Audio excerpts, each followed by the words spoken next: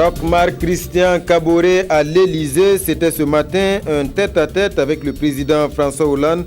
Au menu, la coopération bilatérale avec en priorité les questions de sécurité. Les deux chefs d'État ont affiché leur convergence de vues sur les grands défis de l'heure. Le point dans ce journal.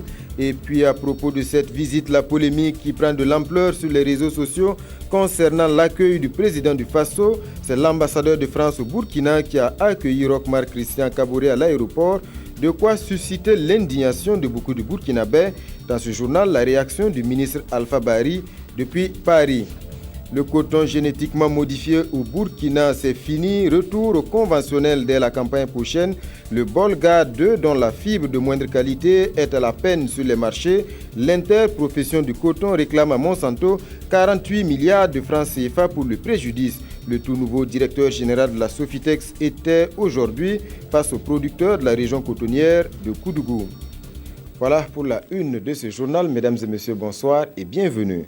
Le président du Faso a été reçu en audience ce matin par le président français François Hollande. Les deux chefs d'État ont parlé coopération, notamment dans les domaines de la sécurité et du développement. À l'issue de la séance de travail, François Hollande et Roch-Marc Christian Kaboré ont fait le point de leurs échanges à la presse. Compte rendu de nos envoyés spéciaux Alidou Badini et Jacques Lamissa Tarpaga.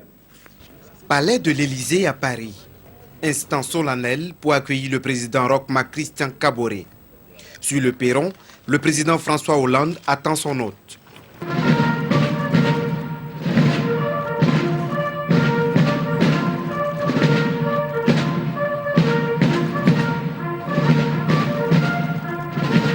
Poignée de main, les deux hommes se retrouvent pour un tête-à-tête.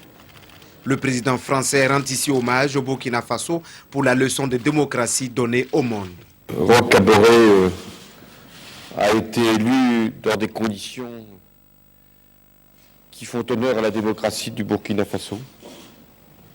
Une élection transparente, pluraliste, au terme d'un processus qui a été long, mais qui est chaotique, mais qui a été conclu par un scrutin qui donne confiance dans le Burkina Faso.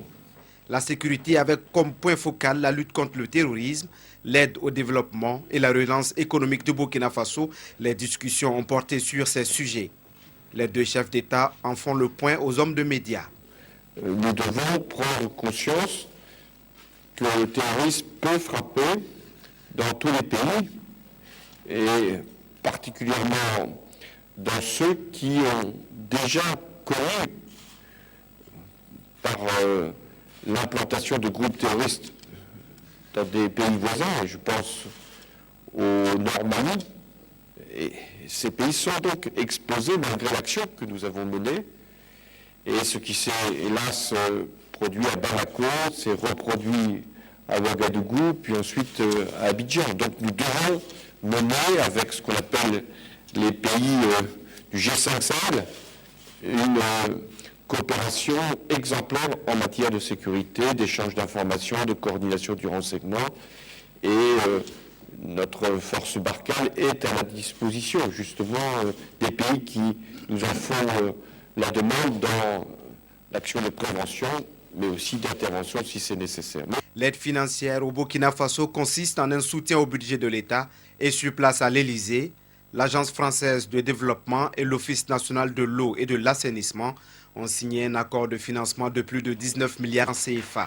Pour réussir les ambitions démocratiques que se fixe le Burkina, il faut un financement conséquent. Le président du Faso s'est compté sur son partenaire, la France. Autant le Burkina Faso est félicité pour le processus démocratique qui a été respecté, tenu, qui fait qu'aujourd'hui nous avons renoué avec l'état de droit, autant pour parachever ce succès, il est important que le Burkina Faso reparte sur de bonnes bases économiques.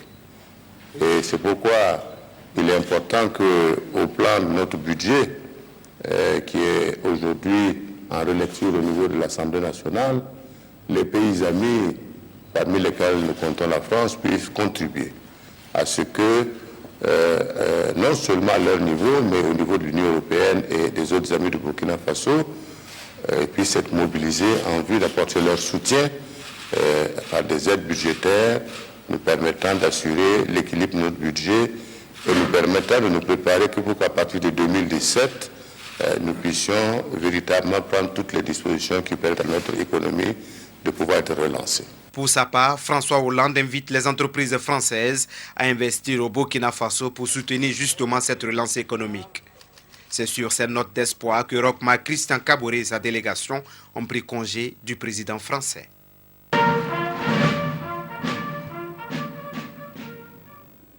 Voilà toutes nos excuses pour la mauvaise qualité du son.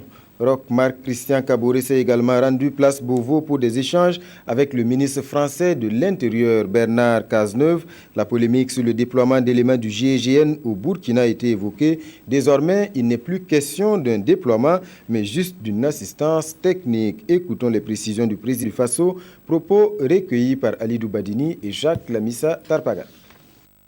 Le gouvernement burkinabé n'a pas été saisi sur la question du GIGN. Et selon les discussions que nous avons eues, en réalité, il ne s'agit pas d'un déploiement du GIGN, mais il s'agit d'une assistance technique de 2 ou 3 membres du GIGN pour aider la gendarmerie nationale et les forces de sécurité à la formation et à la préparation à la lutte contre le terrorisme. Donc voilà de quoi il s'agit exactement, parce que nous avons marqué en tout cas notre incompréhension quant à la procédure et à la manière de communiquer sur cette question-là. À partir du moment où nous avons des accords de coopération, je pense qu'il est toujours important également de respecter les pays où nous envoyons des hommes pour travailler. Et ça, c'est très important. Nous l'avons exprimé au président Hollande et nous l'avons réexprimé au ministre de l'Intérieur. Et tout le monde a été d'accord que là, il y avait un couac et qu'il fallait rétablir les choses dans leur réalité. Il ne s'agit pas de déployer des hommes, parce qu'ils n'auraient même pas la capacité, ce serait de déployer tout le GIGN au Burkina Faso. C'est pas non plus de cela qu'il s'agissait, mais il s'agit d'une assistance donc, de 2 ou 3 gendarmes du GIGN qui vont contribuer à apporter leur apport technique à l'amélioration des conditions de travail de notre sécurité intérieure. Et puis, je vous le disais en titre, concernant l'accueil hier du président du Faso, la polémique ne cesse d'enfler, notamment sur les réseaux sociaux. Roch-Marc Christian Kaboré a été accueilli par l'ambassadeur de France au Burkina, ce qui a suscité l'indignation de nombreux Burkinabés. Réaction ce soir du ministre Alpha Bari depuis Paris, joint au téléphone par Peggy Ouedraogo. Une polémique est née notamment sur les réseaux sociaux suite à l'accueil du président du Faso arrivé à Paris le 4 avril dernier. Il a en effet été accueilli par l'ambassadeur de la France au Burkina, ce qui choque certains citoyens. Quelle est votre réaction? Je pense qu'il faut dédramatiser la question. Ce n'est pas quelque chose de particulier, c'est une tradition. Je voudrais rappeler que la dernière visite de Blaise Compaoré en 2012, il a été accueilli par l'ambassadeur Emmanuel Bett, qui était ambassadeur au Burkina. La visite de Michel Kafando en mai 2015, il a été accueilli par notre ambassadeur Éric Thiaré. Pareil pour Ibeka en octobre 2015, où il est accueilli par son propre ambassadeur. Les exemples sont nombreux. Alassane Ouattara en 2012, accueilli par son ministre des Affaires étrangères. En fait, dans la tradition française, l'accueil à l'aéroport est quelque chose de simplifié. Soit c'est par l'ambassadeur, soit c'est par un agent de protocole. Bon, maintenant, après, il peut y avoir d'autres considérations, d'autres accueils un peu différents. Je pense que le plus important, c'est dans le contenu de la visite. Et dans ce contenu de cette visite du président Roch Kaboré, on a bien vu que non seulement il est reçu à l'Élysée, il est reçu à Matignon, il est reçu à l'Assemblée nationale par le président de l'Assemblée nationale avec un déjeuner. Je ne parle pas des autres aspects de la visite. Dans le fond, les Africains peuvent avoir raison. Ce n'est pas une question qui se pose seulement au Burkinabé, même si il y a 33 ans, le président Thomas Sankara s'en était déjà plaint, mais ça n'a pas empêché le président Thomas Sankara de bien accueillir Mitterrand à Ouagadougou. Donc nous sommes des Africains, on a notre tradition d'accueil et on devrait pouvoir continuer avec cette tradition. Donc on peut comprendre l'indignation des Burkinabés. Dans le fond, les Africains ont raison. Vous savez, si vous êtes accueilli par un ambassadeur ou par vos propres ambassadeurs, ça peut choquer parce que ce n'est pas les mêmes traditions ou les mêmes accueils que nous réservons à nos hôtes de marque. Mais dans la tradition française, il faut savoir qu'il y a une différence dans les différentes visites. Là, c'était une visite de travail qui est différente d'une visite officielle. Dans le cadre d'une visite de travail, l'accueil est aussi simplifié, mais seulement il n'y a pas l'étape des invalides. Les honneurs militaires sont rendus au niveau de l'Élysée. Et la visite d'État, elle est complètement différente, avec les coups de canon, avec la descente des Champs-Élysées, avec également l'étape des invalides. Donc, il y a des différences dans les accueils. Il faut en tenir compte, il faut le savoir, mais en même temps, ça ne règle pas le problème de fond. Le problème de fond, c'est que les Africains ont besoin d'être accueillis comme ils accueillent les autres. C'est un problème, mais encore une fois pour moi, il faut dédramatiser plutôt le sujet et regarder ce qui est utile pour notre pays. Si c'est une visite qui est utile pour le pays, il faut la faire. Voilà pour cette réaction du ministre des Affaires étrangères depuis Paris.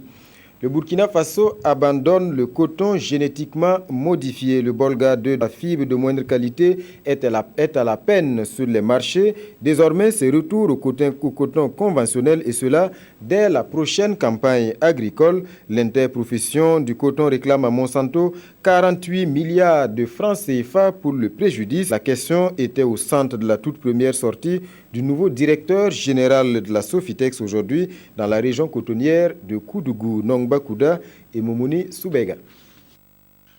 Région cotonnière de Koudougou, première étape de la première sortie du nouveau directeur général de la Sofitex. Wilfried Yamego rencontre d'abord le personnel, ensuite les producteurs. Au menu, l'avenir du coton au Burkina. Et le message principal passé aux acteurs, c'est le retour au coton conventionnel pour des raisons liées à la mauvaise qualité de la fibre du coton génétiquement modifié. Au regard de cette situation, l'association interprofessionnelle du coton du Burkina réclame à Monsanto 48 milliards de francs CFA pour l'ensemble du préjudice. Nous avons donc mis à la disposition de Monsanto un mémorandum que nous avons rédigé. Ce mémorandum a été transmis à Monsanto en mai 2015 et les prétentions financières ou les compensations financières sont liées donc au raccourcissement de la fibre et nous souhaitons que Monsanto puisse avoir une attention bienveillante à ces niveaux de chiffres que nous avons indiqués et que de manière globale les négociations puissent également permettre d'être conclusifs. Le mot d'ordre du directeur général de la Sofitex, c'est de se mobiliser pour réaliser une production au record du coton conventionnel. Un mot d'ordre qui a trouvé une adhésion des producteurs et du personnel. Ces acteurs suggèrent tout de même des mesures d'accompagnement comme des infrastructures, du matériel et des semences en quantité. Sa venue, en tout cas, a permis à l'ensemble des travailleurs de la région de connaître les orientations qui ont été prises par la direction générale. Pour l'ensemble de la région, 65 000 tonnes de coton graines. Nous sommes prêts à retourner au coton conventionnel. Nous sommes rentrés dans le 6e, ça fait la fierté des producteurs, mais ça pose problème au niveau de la commercialisation. C'est pour cela, avec les négociations avec Monsanto, ça n'a pas abouti et on a décidé vraiment de reculer pour mieux sauter. Selon le directeur général, la Sofitex est disposée à accompagner tous les acteurs du coton. Il a également annoncé un plan d'action en cours qui va prendre en compte la formation intense et la mise en place des brigades de protection phytosanitaire. L'objectif de la Sofitex, c'est d'améliorer les performances en matière de production cotonnière au Burkina et de réaliser une production de 750 000 tonnes pour la campagne 2016-2017. Les populations du village de Taparko attendent davantage de la société minière implantée dans leur localité. Elles ont bloqué les voies d'accès à la mine pour manifester leur mécontentement, leurs revendications, plus d'investissement, notamment dans le domaine de l'accès à l'eau potable. Les concertations ont permis de désamorcer la crise. La tension est retombée, les deux parties se disent prêtes au dialogue. Yamba Nakoulma et Bernard Diasso. Ces actes des populations du village de Taparko témoignent leur mécontentement vis-à-vis de la société minière de Taparko, Somita. Elles exigent de cette mine des conditions de vie meilleures. La voie là, on a barré la route là. Ils n'ont qu'à arranger le village. C'est ça qu'on veut. Il n'y a pas l'eau potable, il n'y a pas bien maison ici. École là, ce n'est pas la Somita qui a construit. Allez voir le dispensaire est déjà gâté. Ce qu'on demande, ils n'ont qu'à sortir, arranger le village, l'eau potable, le dispensaire et puis à l'école, et puis de voir ce qu'ils vont faire les gens du village pour qu'ils puissent trouver leur travail. Le barrage aussi. Nous exigeons aussi la fermeture de la grande fosse de la carrière, puis le départ de certains cadres de l'administration. Déclenché dans la nuit du dimanche dernier, ce mouvement d'humeur a connu un début de solutionnement à la suite d'une série de concertations. Et quel que soit le type de revendication, les a fait savoir que ce n'est pas dans la concertation qu'on peut trouver une solution. Et heureusement, ils ont écouté ce message, ils ont accepté de lever la barrière afin que le dialogue puisse être renoué entre eux et les responsables de la mine. Les responsables de la mine se disent aussi prêts pour le dialogue. On va discuter de tout ce qu'ils nous ont posé comme revendication. Que nous sommes toujours ouverts au dialogue. C'est notre principe de base. Et nous mettons l'homme au centre de toutes nos préoccupations. Première mine privée depuis 1996 au Burkina pour la société minière de Taparko, Somita, s'entendre avec les populations est la meilleure façon d'exister. Des projets et programmes mieux exécutés en temps et en heure. Objectif affiché au ministère de l'économie, cela passe par un renforcement du suivi-évaluation. Et pour ce faire, le ministère compte sur l'implication d'études des différents départements et sur celle des coordonnateurs de projets. Le ministre était aujourd'hui face à ces acteurs pour une mise au point. Amadou Ilboudo, Ismaël Diloma, Sirima. Autour de cette table, le ministre de l'économie et des finances et ses collaborateurs veulent donner de nouvelles orientations aux différentes directions des études et statistiques sectorielles. Au menu des échanges, on évoque les difficultés rencontrées, la façon de coordonner les projets et programmes, ainsi que la manière de mener un bon suivi-évaluation. Parce que le suivi-évaluation signifie aussi l'obligation de rendre compte. Et lorsqu'on parle de gouvernance, lorsqu'on parle de responsabilisation, cela implique aussi l'obligation de rendre compte. Rendre compte à travers le suivi des actions sur le terrain. Qu'est-ce qui avait été prévu, dans quel délai, est-ce que ça a été réalisé de façon efficace? Pour y arriver, le ministre de l'économie et des finances invite les coordonnateurs de projets à s'approprier l'esprit de ces projets. Mais lorsqu'un coordinateur de programme considère que lui rend compte seulement aux partenaires, qu'il oublie en réalité qu'il travaille dans le cadre de priorité nationale, cela pose problème. Et c'est pour ça que nous avons voulu affirmer le rôle que le gouvernement doit jouer, que les ministres sectoriels doivent jouer dans la coordination des actions de leur ministère. Pour l'avenir, la somme de 2 milliards de francs CFA est prévue pour l'élaboration des projets structurants dans le but de séduire les partenaires. C'est un pas en avant dans le processus de décentralisation au Burkina Faso. Jusque-là, le transfert de compétences aux collectivités n'était que partiel, mais depuis le 29 mars, il est effectif et total pour ce qui est des ressources. Là également, les choses sont en bonne voie cette année. Ce sont 15 milliards de francs qui seront transférés aux communes. Roger Kam et Yolande Lompo. Cette année, le gouvernement augmente les ressources transférées aux collectivités territoriales de plus de 36%. Ce transfert de 15 milliards de francs CFA devra être effectif d'ici fin mai afin de leur donner les moyens de répondre aux attentes des populations. Et la bonne nouvelle, c'est que contrairement en 2009 où certaines collectivités territoriales n'étaient pas prises en compte, cette fois-ci, le transfert des ressources financières concernera l'ensemble des communes. De plus, leurs domaines de compétences ne se limiteront plus seulement à l'éducation, à la culture, à la santé, à l'eau et à l'assainissement, au sport et à la jeunesse. La signature de ces arrêtés interministériels, quatrième du genre qui intervient après celle du 29 mars passé, constitue l'un des actes majeurs de l'opérationnalisation de la politique de décentralisation du gouvernement. 15 milliards, ce montant ne couvre pas entièrement nos besoins, mais nous sommes contents que cette dotation de 2016 ait connu une augmentation par rapport aux années précédentes. Vous l'avez suivi, ce transfert est passé de 4 milliards en 2009, 11 milliards en 2015 et cette année nous sommes à 15 milliards. C'est pour dire quand même tous les efforts que le gouvernement consent pour accompagner les collectivités territoriales. En retour, les collectivités territoriales doivent faire bon usage des transferts et rendre l'obligation de rendre compte.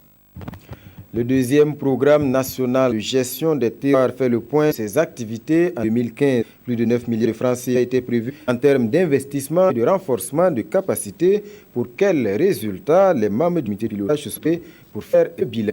Kafando et Yarkiteda. 80% comme taux de réalisation physique pour l'année 2015 va de réjouir le comité de pilotage du programme national de gestion des terroirs phase 3. 2015, année d'ici le Burkina. Et en dépit de cet état de fait, le programme a jeté son dévolu pour réaliser les efforts des acteurs au niveau des activités territoriales avec l'important investissement pour 302 communes rurales et les 13 régions du Burkina. Nous pouvons compter de 93 ouvrages qui sont réalisés. Il y a également près de 200 boutiques de rue qui sont réalisées. Il y a également des pistes au niveau des zones forestières qui ont été dégagées, près de 165 mètres. Il y a vraiment une panoplie d'activités qui ont été réalisées, près de 9 milliards en CFA qui ont été dans le développement local en 2015 au Burkina Faso et sous la maîtrise d'ouvrage totale des délégations. Cet résultat satisfaisant selon le président du comité de pilotage, Robert Ouedraogo, qui salue le travail abattu. Il est soutenu dans ce sens par les bailleurs de fonds, notamment la Banque mondiale, pour qui le PNGT2 dans son ensemble constitue une école. Il a contribué, et là il n'y a pas de doute, nul ne peut dire le contraire, à rassiner le développement local. Depuis la première phase, le PNGT est un programme très satisfaisant. Pour l'année 2016, le PNGT3 va poursuivre avec les investissements, mais le renforcement des capacités des nouveaux élus. Le coût total du programme 2016 s'élève à plus de 15 milliards de CFA. Les artistes musiciens burkinabés, eux, réclament plus de musique nationale dans les médias en la matière. Texte actuel en titre 40-60% à la musique Burkina Faso dans les médias privés, insuffisant sur certains artistes. Le Conseil supérieur de la communication engage la concertation réunie de la même poule, artistes et acteurs des médias. Paul Vid Bambara, Viviane Tiendrebego. Le 7 avril, on n'avait pas besoin dans cette réunion pour connaître le sujet de la rencontre qui a lieu au Conseil supérieur de la communication. Il s'agit des participants de déterminer les modalités de promotion de la culture burkinabé dans les médias. Les artistes demandent le relèvement du taux de 100 à 90%. Mais nous disons qu'il faut fermer décider du relèvement de ce taux. C'est pour cela que nous avons joué les facilitateurs en organisant ce type de concertation que des fonctionnaires puissent effectivement porter cette décision. De la musique, le ministre Youri a souhaité que le flexion prenne en compte les autres éléments de culture burkinabé. Il y a surtout une question politique. Et je pense que si c'est une volonté de tout dans le sens de la revalorisation de notre culture dans les médias, aucun obstacle ne va s'opposer. D'ores et déjà, le CC s'est engagé à prendre en compte les conclusions de la réflexion dans les textes régissant les médias.